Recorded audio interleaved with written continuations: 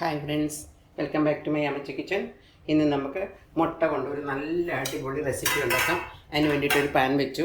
പാനിലേക്ക് ഒരു ചെറിയ കഷ്ണം പട്ട, 2 ഗ്രാമ്പൂ, 2-3 ഏലക്ക, അല്പം പെരിഞ്ചീരകം ഇത്ര ഇട്ട് എണ്ണയിലൊന്ന് പൊട്ടിച്ചെടുക്കാം.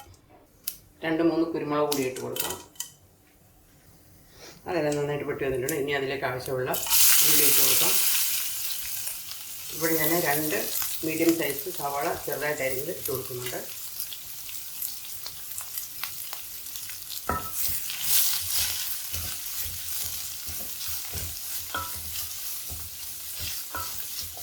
നല്ല തിക്ക് ഗ്രേവി വേണം, അതുകൊണ്ടാണ് 2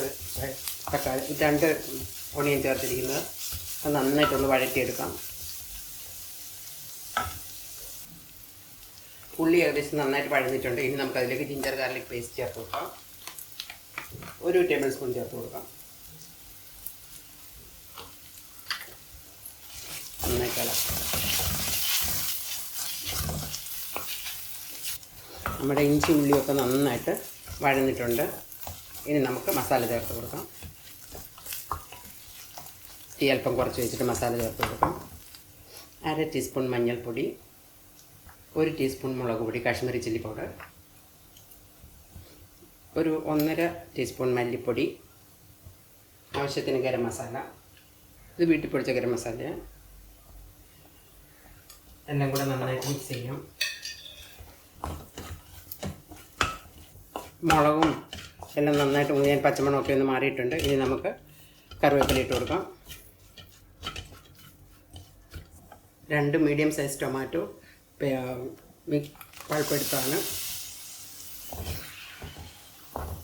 നമുക്ക് ചെറുതായിട്ട് കട്ട് ചെയ്ത് വേണമെങ്കിൽ ഇട്ട് കൊടുക്കാം. ഞാനിവിടെ മിക്സിയിലിട്ടൊന്ന് കറക്കി എടുത്താണ്.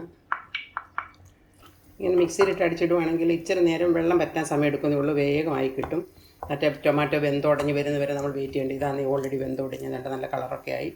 ഇനിയിപ്പം എളുപ്പം നിന്ന് തീ അല്പം കൂട്ടി വെച്ചിട്ട് ഇതിന് വെള്ളം ഒന്ന് പറ്റിച്ചെടുത്താൽ മതി, എളുപ്പമാകും.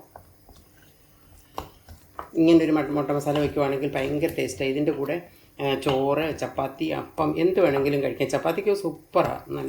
നല്ല ഗ്രേവിയൊക്കെ ആയിട്ട് നല്ല സൂപ്പർ മുട്ടക്കറിയാണ്. ഇതെല്ലാവരും ഇതുപോലെ ഒന്ന് ഉണ്ടാക്കി നോക്കണം, തീർച്ചയായും ഇഷ്ടപ്പെടും. നല്ല ടേസ്റ്റിയാണ്. മസാല അല്പം ആകട്ടെ. നമ്മുടെ മസാല ഏകദേശം ആയിട്ടുണ്ട്. വെള്ളമൊക്കെ പറ്റി എണ്ണയൊക്കെ തെളിഞ്ഞ് വരുന്നുണ്ട്. മസാല നല്ലൊരു മൂക്കണം, എന്നാലേ നല്ല ടേസ്റ്റ് കിട്ടത്തുള്ളൂ. ഇനി നമുക്ക് മസാലയിലേക്ക് ആവശ്യത്തിനുള്ള വെള്ളം ഒഴിച്ചു കൊടുക്കാം. ചൂടുവെള്ളമാണ് ഞാൻ ഒഴിച്ചു കൊടുക്കുന്നത്. 1 കപ്പ് ഒഴിക്കുന്നുണ്ട്. നിങ്ങൾക്ക് തിക്നെസ് എത്ര വേണോ, മസാല എത്ര വേണോ, ഗ്രേവി അങ്ങനെ അതനുസരിച്ച് വെള്ളം ഒഴിച്ചു കൊടുക്കാം. ഞാനിവിടെ 1 കപ്പ് ഒഴിച്ചിട്ടുണ്ട്. എനിക്ക് ഒത്തിരി മസാല ഇല്ലാതെ, ഗ്രേവി ഇല്ലാതെ എടുക്കാനാണ്. ആവശ്യത്തിനുള്ള ഉപ്പ്, ഒരല്പം ഉപ്പും കൂടി ചേർത്ത് കൊടുക്കും. ഉപ്പ് ഞാൻ നോക്കിയപ്പോൾ അല്പം കുറവായിട്ട് തോന്നി, ഒരല്പം കൂടി ചേർത്ത് കൊടുത്തിട്ടുണ്ട്. ഇനി നമ്മുടെ മുട്ട അതിലേക്ക് ചേർത്ത് കൊടുക്കാം. മുട്ട നന്നായിട്ടൊന്ന് വരഞ്ഞ് വെച്ചിട്ടുണ്ട്, അത് നമുക്കതിലേക്ക് ചേർത്ത് കൊടുക്കാം.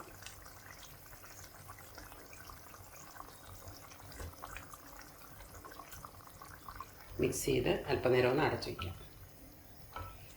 ഈ മസാലയെല്ലാം മുട്ടയിലൊന്ന് നല്ലപോലെ പിടിച്ച് ടേസ്റ്റി ആയിട്ട് വരട്ടെ.